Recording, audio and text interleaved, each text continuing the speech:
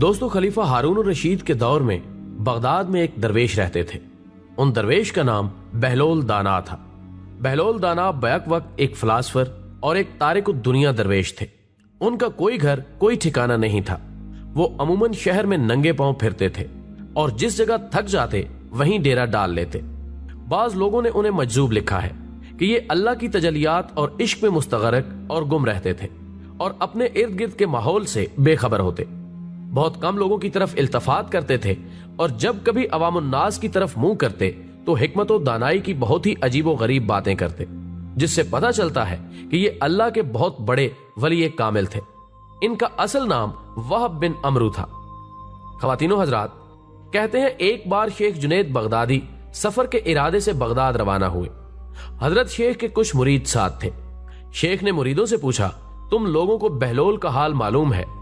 لوگوں نے کہا، حضرت وہ تو ایک دیوانہ ہے، آپ اس سے مل کر کیا کریں گے؟ شیخ نے جواب دیا، ذرا بہلول کو تلاش کرو، مجھے اس سے کام ہے. مریدوں نے شیخ کے حکم کی تعمیل اپنے لیے سعادت سمجھی. تھوڑی جستجو کے بعد ایک صحرا میں بہلول کو ڈھونڈ نکالا اور شیخ کو اپنے ساتھ لے کر وہاں پہنچے. شیخ بہلول کے سامنے گئے تو دیکھا کہ بہلول سر کے نیچے ایک اینٹ رکھے ہوئے دراز ہے. شیخ نے سلام کیا تو بہلول نے جواب دے کر پوچھا، تم کون ہو؟ شیخ صاحب نے جواب دیا کہ میں جنید بغدادی ہوں. بہلول دانا نے کہا، تو اے ابو القاسم، تم ہی وہ شیخ بغدادی ہو جو لوگوں کو بزرگوں کی باتیں سکھاتے ہو؟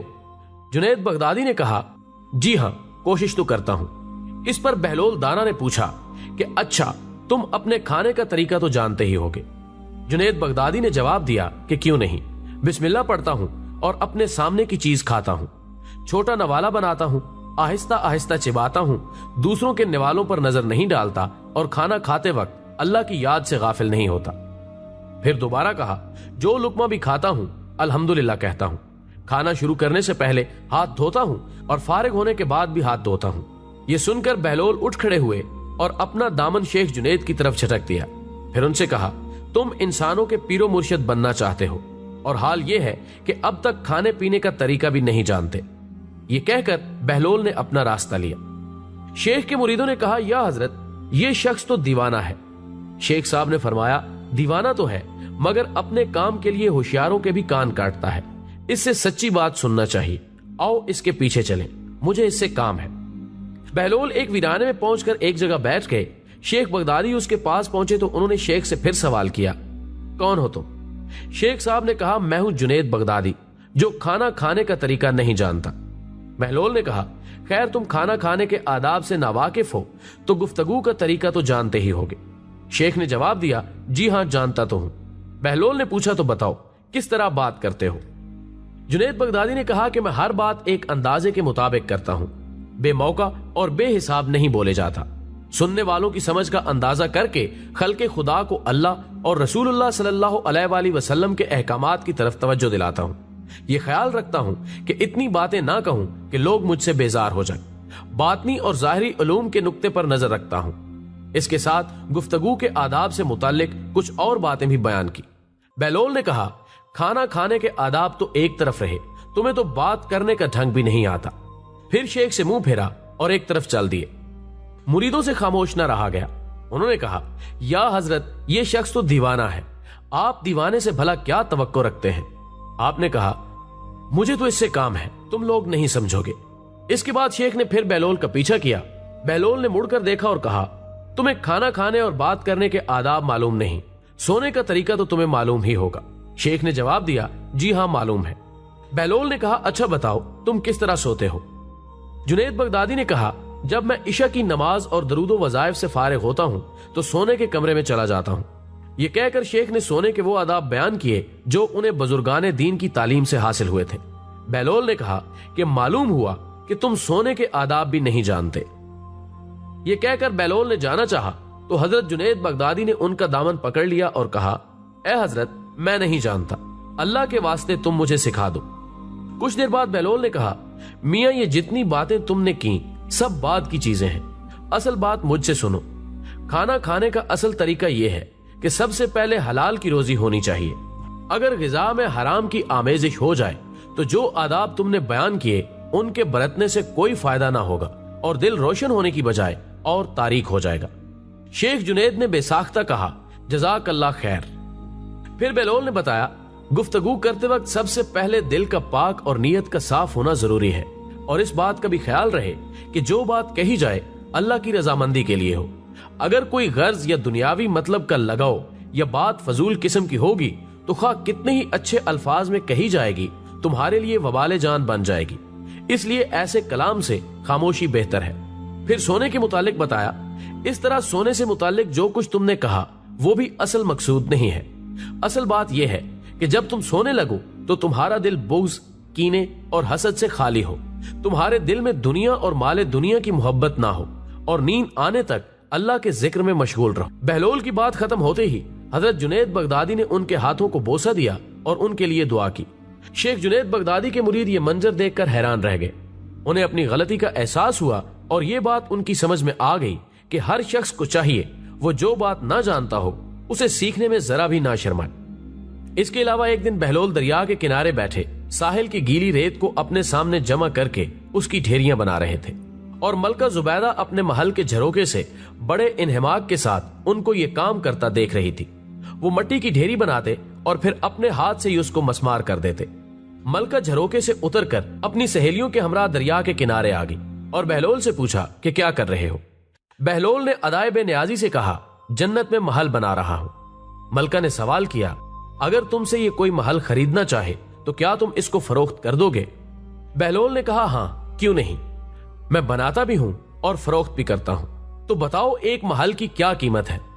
मलका के सवाल करते ही बहलोल ने बेसाख्ता कहा, 3 दिरहम। मलका जुबैदा ने उसी वक्त अपनी कनीजों को हुक्म दिया कि बहलोल को 3 दिरहम अदा किए जाए। लिहाजा बहलोल को 3 दिरहम अदा कर दिए गए। ख्वातीनो हजरात, ये तमाम वाकया मलका ने अपने शौहर खलीफा हारून रशीद को बताया। खलीफा ने इस वाक़े को मजाक में टाल दिया। रात को जब हारून रशीद सोए तो उन्होंने ख्वाब में जन्नत के मनाजिर देखे। आबशारें, मरग़ज़ारें और फल फूल वगैरह देखने के अलावा बड़े ऊंचे ऊंचे खूबसूरत महल्लात भी देखे। एक सुर्ख याकूत के बने हुए महल पर उन्होंने जुबैदा का नाम लिखा हुआ देखा। हारून रशीद ने सोचा कि मैं देखूं तो सही, क्योंकि ये मेरी बीवी का घर है। वो महल में दाखिल होने के लिए जैसे ही दरवाजे पर पहुंचे तो एक दरबान ने उन्हें रोक लिया। हारून रशीद कहने लगे, इस पर तो मेरी बीवी का नाम लिखा हुआ है, इसलिए मुझे अंदर जाना है। दरबान ने कहा कि नहीं, यहाँ का दस्तूर अलग है, जिसका नाम होता है उसी को अंदर जाने की इजाजत होती है, किसी और को इजाजत नहीं होती, लिहाजा आपको दाखिल होने की इजाजत नहीं है। जब दरबार ने हारून रशीद को पीछे हटाया तो उनकी आंख खुल गई। नाज़रीन गिरामी, बेदार होने पर उन्हें फौरन ख्याल आया कि मुझे तो लगता है कि बहलोल की दुआ जुबैदा के हक में अल्लाह रब्बुल इज्जत के यहाँ कबूल हो। वो सारी रात इसी अफसोस में करवटें बदलते रहे। चुनांचे वो शाम को बहलोल को तलाश करते हुए इधर उधर देख रहे थे कि अचानक उन्होंने देखा कि बहलोल एक जगह बैठे इसी तरह का मकान बना रहे हैं। हारून रशीद ने अस्सलाम वालेकुम कहा। बहलोल ने जवाब दिया, वालेकुम अस्सलाम। हारून रशीद ने पूछा, क्या कर रहे हैं? बहलोल ने कहा कि जन्नत में महल बना रहा हूं। हारून रशीद ने पूछा, बेचोगे? तो बहलोल ने कहा कि हाँ क्यों नहीं, मैं बनाता भी हूं और फरोख्त भी करता हूं। बताओ एक महल की कीमत क्या है? बहलोल ने बेसाख्ता कहा, तेरी पूरी सल्तनत। हारून रशीद ने कहा, इतनी कीमत तो मैं नहीं दे सकता। कल तो आप 3 दिरहम के बदले दे रहे थे और आज पूरी सल्तनत मांग रहे हैं। बहलोल दाना ने कहा, खलीफा कल बिन देखा मामला था और आज तुम महल देख कर आए हो। खलीफा ये सुनकर घुटनों के बल बहलोल दाना के सामने मायूस होकर बैठ गए और कहा, हजरत आप मुझसे मेरी सारी सल्तनत ले लें और मुझे एक महल दे दें। जब बहलोल दाना ने खलीफा की आजी देखी तो कहा कि मैं तुम्हारी इस सल्तनत का क्या करूंगा? इस दुनिया की मोहब्बत तो बहुत से गुनाहों की जड़ है। जाओ अपनी सल्तनत अपने पास रखो।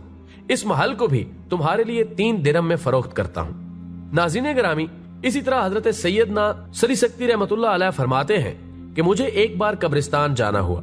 वहां मैंने हजरत सैयदना बहलोल दाना रहमतुल्लाह अलैह को देखा कि एक कब्र के करीब बैठे मिट्टी में लोटपोट हो रहे हैं। मैंने पूछा, आप यहाँ क्यों बैठे हैं?